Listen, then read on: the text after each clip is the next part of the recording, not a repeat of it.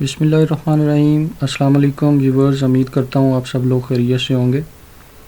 Property خریدتے وقت احتیاطی تدابیر کے حوالے سے یہ ہمارا ٹاپک چل رہا ہے اور اس کا پارٹ 3 آپ دیکھ رہے ہیں۔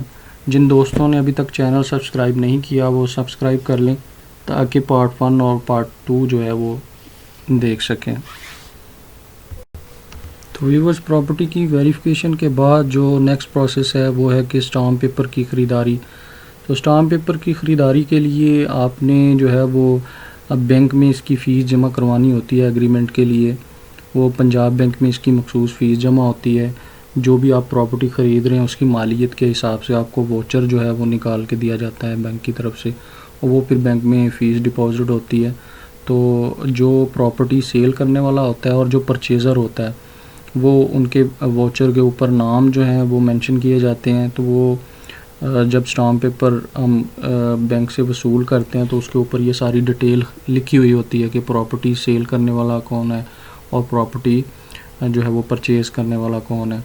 تو کوشش کریں کہ جو اسٹامپ پیپر ہے وہ بینک سے ہی لیں، نان جوڈیشل اسٹامپ پیپر، جس کی یہ پکچر بھی میں نے دی ہوئی ہے۔ تو یہ اسٹامپ پیپر پرچیز کریں اور اسی کے اوپر ہی جو آپ نے اپنا ایگریمنٹ معاہدہ بیع جو ہے وہ تحریر کروانا ہے وہ اسی کے اوپر ہی کروائیں۔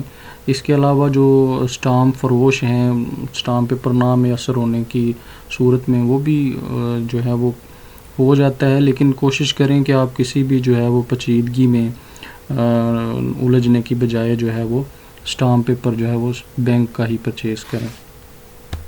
تو ویور، دو چیزیں ہماری کلیئر ہو گئیں، پراپرٹی سیل کرنے والا یا پراپرٹی کا مالک بھی ہے یا نہیں۔ اقرار نامہ معاہدہ بیع تحریر کرنے کے لیے اسٹامپ پیپر کی جو خریداری ہے وہ تھرو بینک ہم نے کمپیوٹرائز جو اسٹامپ پیپر ہے وہ پرچیز کر لیا۔ اب اس کے بعد جو لاسٹ اینڈ فائنل جو پروسیس ہے وہ ہے اقرار نامہ معاہدہ بیع کی تحریر کے لیے کون سی جو احتیاطی تدابیر ہیں یا تحریر کے لیے کیا لائے عمل جو ہے وہ اختیار کرنا چاہیے۔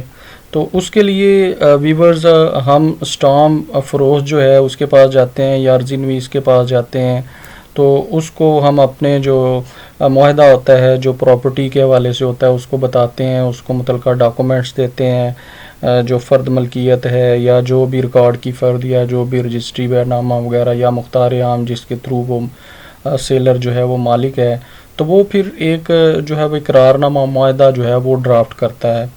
اب اس میں ہمیں کیا چیزیں جو ہے وہ مد نظر رکھنا چاہیے، اس میں ہمیں دیکھنا چاہیے کہ جو سیلر ہے اس کا جو ہے وہ تھمب امپریشن ہونا چاہیے، سگنیچر ہونے چاہیے، اور جو پرچیزر ہے جو جس سے ہم خرید رہے ہیں یا ہمارا بھی تھمب امپریشن اور شناختی کارڈ نمبر، یہ وہ ساری چیزیں کمپلیٹ ہونی چاہیے۔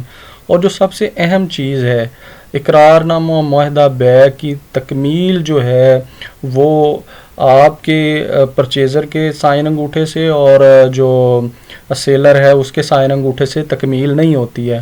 اس میں دو جو کمپیٹنٹ وٹنس ہیں ان کا ہونا بھی ضروری ہے۔ اگر آپ کے معاہدہ بیع میں دو کمپیٹنٹ وٹنس میل وٹنس جو ہیں وہ نہیں ہیں تو وہ جو ایگریمنٹ ہے وہ نل اینڈ وائڈ ہوگا اور اس کے لیے آپ کو پریشانی کا سامنا کرنا پڑ سکتا ہے۔ تو اقرار نامہ معاہدہ میں دو میل وٹنس ہونے چاہیے، فیمیل بھی نہیں ہونے چاہیے۔ تو فیمیل اگر ایک ہوتی ہے اور اگر ایک میل ہوتا ہے تو وہ کنسیڈر ہوگا 1.5 وٹنس کے، چونکہ جو فیمیل ہوتی ہے اس کی وٹنس جو ہے وہ ہاف وٹنس کاؤنٹ ہوتا ہے۔ تو ان چیزوں کو آپ نے مد نظر رکھتے ہوئے یہ جو اقرار نامہ معاہدہ ہے وہ تحریر کرنا ہے، پھر اس کے اوپر جو ہے وہ فالو کرتے ہوئے پھر آپ کی رجسٹری ہو جاتی ہے اور آپ کو جو ہے وہ پراپرٹی ٹرانسفر ہو جاتی ہے۔ تو ویورز، امید کرتا ہوں کہ آپ لوگوں کو میرا یہ ٹاپک جو ہے وہ سمجھ بھی آیا ہوگا اور آپ لوگ جو ہے وہ پراپرٹی خریدتے وقت ان احتیاطی تدابیر پر عمل بھی کریں گے، جس سے آپ لوگ کسی بھی جو نقصان ہے اس سے محفوظ جو ہے وہ رہ سکیں گے۔ تو یہ میرا چینل جو ہے وہ سبسکرائب کرنا، لائک کرنا جو ہے وہ نہ بھولیے گا۔ تو مزید اس طرح کے جو ٹاپک کے ساتھ میں آپ کی خدمت میں دوبارہ حاضر ہوں گا، تب تک کے لیے اجازت دیجیے۔ السلام علیکم۔